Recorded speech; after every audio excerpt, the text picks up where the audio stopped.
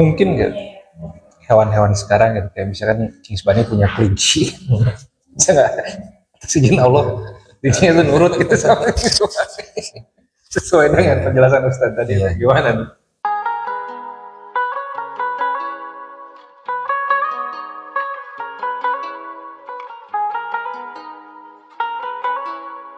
Assalamualaikum warahmatullahi wabarakatuh. Masih berbincang-bincang dengan Ustadz Kusnadi, masih tentang ya perhewanan. Ya. Kita ingin menanyakan, ya, kan di Quran itu banyak diceritakan ya, terkait dengan hewan-hewan, hewan-hewan yang ada di dalam Al-Quran. Nah, itu hikmahnya apa? Bahwa ada hewan yang diceritakan di dalam Al-Quran. Bismillahirrahmanirrahim. Memang di beberapa ayat, di beberapa surah itu Allah mengisahkan beberapa hewan. Tetapi kalau kita cermati, Allah tidak pernah menceritakan kisah hewan ini dia tersendiri. Sebagaimana kalau dongeng anak-anak ada kisah kancil. Gitu. Jadi Al-Quran itu tidak menceritakan kisah hewan yang dia berdiri sendiri khusus, misalnya hewan burung atau apa. Tetapi ketika diceritakan atau ketika Allah menyebut nama-nama atau hewan-hewan tertentu, itu selalu dia berkaitan dengan kisah para nabi misalnya, kisah tentang orang-orang soleh. Jadi hewan ini mengiringi mereka. Jadi bukan karena keistimewaan hewan ini, tetapi karena justru keistimewaan orang-orang yang diikuti, ya, orang-orang yang diikuti atau kemudian yang hewan itu membersamai mereka. Contoh misalnya ketika kita menyebut anjingnya Ashabul Kahfi, dengan Allah tidak menceritakan tentang anjingnya secara khusus, tetapi yang jadi pokok ceritanya adalah kisah Ashabul Kahfi yang kemudian mereka tertidur di dalam gua selama 300 tahun lebih. Nah, di antara mereka itu ada anjing yang mengiringinya. Karenanya kemudian di Al-Quran itu dikatakan wasayaqulu tsalitsatur rabi'uhum kalbuhum. Kemudian mereka mengatakan bahwa jumlah mereka itu 3. Maksudnya Ashabul Kahfi itu 3 orang. Rabi'uhum kalbuhum, keempatnya adalah anjingnya. Ada yang mengatakan bahwa mereka itu jumlahnya 4. Wa khamisuhum kalbuhum, yang kelima adalah anjingnya. Ada yang mengatakan jumlah mereka 5, yang keenam adalah anjingnya. Begitu seterusnya sampai ada yang mengatakan jumlah mereka 7. Wa thaminuhum kalbuhum, yang ke-8-nya adalah anjingnya. Jadi yang diceritakan, yang jadi fokus cerita itu adalah Ashabul Kahfi yang mereka itu berusaha menyelamatkan iman mereka. Gitu. Nah, kenapa kemudian diceritakan hewan atau kemudian anjingnya juga disebutkan? Karena sesuatu yang dia berhubungan dengan sesuatu yang mulia, maka dia akan jadi ikut mulia. Jadi Ashabul Kahfi ini adalah sekelompok pemuda yang Allah naikkan derajat mereka. Mereka mulia, cerita mereka juga luar biasa, ada banyak hikmah. Maka setiap yang berhubungan dengan mereka, termasuk anjingnya, maka jadi ikut mulia gitu. Karenanya kemudian disebutkan bahwa hewan yang kemudian masuk surga adalah anjingnya Ashabul Kahfi. Jadi kisahnya hikmahnya adalah hikmah pertama untuk menunjukkan bahwasanya setiap segala sesuatu yang berhubungan dengan sesuatu yang mulia, maka dia akan ikut mulia. Baik itu manusia, bahkan sampai hewan sekalipun. Itu yang pertama. Yang kedua, bisa jadi itu sebagai mukjizat. Itu sebagai mukjizat saja. Misalnya, kalau kita pernah mendengar kisah untanya Nabi Soleh. Penyebutan unta di situ dalam rangka apa? Mukjizat. Memberikan ayat tanda-tanda kebesaran Allah di situ. Karena umatnya Nabi Soleh, kaum Samud, itu kan termasuk kaum yang keras ya, penentangannya terhadap Nabi Soleh alaihissalam. Ketika kemudian Allah perintahkan Nabi Soleh untuk berdakwah kepada kaumnya, ya qaumi ibudullaha ma lakum min ilahin illa ghairuh. Ya, wahai kaumku, sembahlah Allah, tidak ada Tuhan bagi kalian kecuali Dia, maksudnya Allah. Kan tidak ada di antara mereka yang mau beriman, sampai kemudian mereka minta bukti.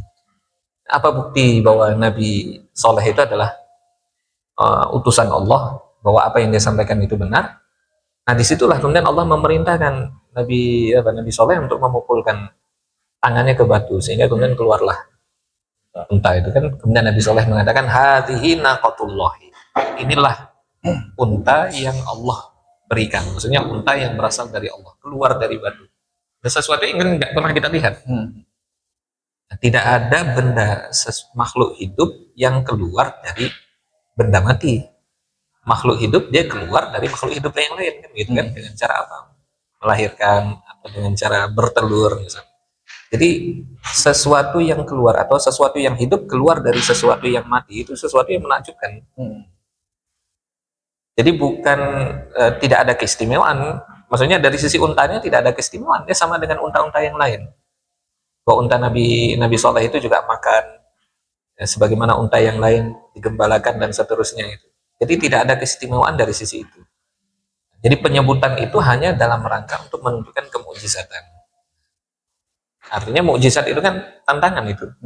Setiap mukjizat para nabi itu adalah tantangan. Jadi orang yang menentang Nabi, kemudian Nabi memberikan mukjizat, sesuatu yang di luar kebiasaan. Nah, mereka kan ditantang, kalau mereka benar, ya coba datangkan yang serupa dengan mukjizat itu. Dan ternyata mereka tidak mampu untuk melakukannya. Nah, itu mungkin hikmah yang kedua ya. Itu berkaitan dengan mukjizat. Atau mungkin hikmah yang ketiga adalah menunjukkan ketundukan tunduk dan taatnya hewan-hewan tertentu terhadap para nabi, diantaranya adalah Nabi Sulaiman. Misalnya disebutkan burung hudhud gitu kan, sampai kemudian pernah satu ketika burung hudhud itu ketika dipanggil oleh Nabi Sulaiman itu datangnya terlambat, sampai kemudian Nabi Sulaiman bertanya di mana hudhud, biasanya dia tidak pernah terlambat. Itu untuk menunjukkan bahwasanya hewan yang Allah telah tundukkan kepada Nabi itu mereka tidak ada yang menyalahi perintah para Nabi, tidak ada yang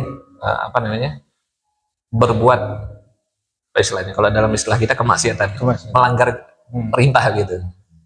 Jadi hewan saja itu bisa tunduk ketika Allah sudah menundukkan mereka. Hewan bisa tunduk kepada para Nabi. Nah itu diantaranya adalah Nabi Sulaiman. Jadi di situ untuk menunjukkan kebesaran dan keagungan Allah. Ketika Allah sudah memberikan kekuasaan kepada hambanya, maka tidak ada yang bisa mengalahkan kekuasaan itu. Nabi Sulaiman itu kan diberikan kekuasaan yang tidak pernah diberikan kekuasaan sebesar itu kepada manusia manapun kan. Bahwa beliau itu menundukkan bukan hanya manusia yang tunduk, tetapi juga hewan, bahkan sampai jin begitu. Jadi itu untuk menunjukkan kebesaran Allah, keagungan Allah. Ketika Allah memberikan kekuasaan kepada seorang hamba, maka tidak ada yang bisa mengalahkan kekuasaan. Itu diantara hikmah. Terus tadi kalau burung itu bisa tunduk sama Nabi, ya kan? Hewan-hewan. Mungkin nggak hewan-hewan sekarang gitu, kayak misalkan Cing Bani punya kelinci, bisa nggak atas izin Allah dia itu nurut gitu sama sesuai dengan penjelasan Ustadz tadi? Gimana? Kalau itu sebagai mukjizat itu tidak mungkin. Tidak mungkin. Kalau itu mukjizat itu tidak mungkin, karena mukjizat itu hanya diberikan kepada para nabi untuk membuktikan kenabian mereka.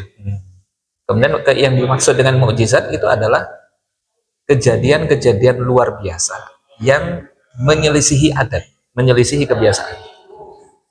Seperti tadi yang kita sebutkan, unta keluar dari batu itu kan menyelisihi kebiasaan. Nah, tidak ada orang yang bisa melakukan itu kecuali dia nabi. Kecuali dia nabi. Nah, kalau misalnya kita menundukkan hewan itu jadi jin, itu memang sudah sunatullah. Nah, bukan mukjizat, itu. Karena Allah itu menundukkan hewan itu untuk manusia. Huwallazi khalaqalakum ma fil ardi jami'an. Dialah yang menciptakan bagi kalian segala sesuatu yang ada di muka bumi. Nah, dia yang menundukkan itu kan, menundukkan hewan-hewan sehingga kuda itu bisa kita tunggangi, yang awalnya liar bisa kita tunggangi. Kemudian apalagi unta, kemudian hewan ternak ini kan asalnya liar. Kemudian kan didomestikasi kan, mengalami domestikasi akhirnya jadi hewan peliharaan, hewan ternak gitu. Nah itu sunatullah, Allah telah menundukkan itu untuk apa? Untuk kepentingan manusia. Untuk kepentingan manusia, untuk kemaslahatan mereka. Karena itu bisa dikonsumsi, bisa dimanfaatkan kan. Nah, kemudian bisa Bahkan untuk sekedar hiburan misalnya kan, untuk kesenangan dan seterusnya. Memang itu bagian daripada sunnatullah itu. Jadi kalau mau disebut mujizat nggak bisa, nggak mungkin. Tapi kalau kita tundukkan bisa berarti. Bisa ditundukkan, bisa ditundukkan. Jadi tinggal mungkin ya bagaimana cara kan ilmunya kan melatihnya kan. Artinya itu pengetahuan yang Allah berikan kepada manusia, sehingga ada sebagian manusia yang dia punya pengetahuan itu sehingga bisa menundukkan hewan itu kan, bisa menjinakkan dan seterusnya. Tapi mungkin ya tergantung hewan juga. Iya. Karena nggak mungkin kita semut melatih semut. Nah itu mungkin berkaitan dengan sunatullah juga. Kalau memang sunatullah ini hewan bukan untuk tidak bisa dijinakkan, tidak bisa untuk ditundukkan gitu. Dia dibiarkan biar saja begitu. Oke, tertarik. Sebenarnya mau melatih klinik Ismani dulu kan.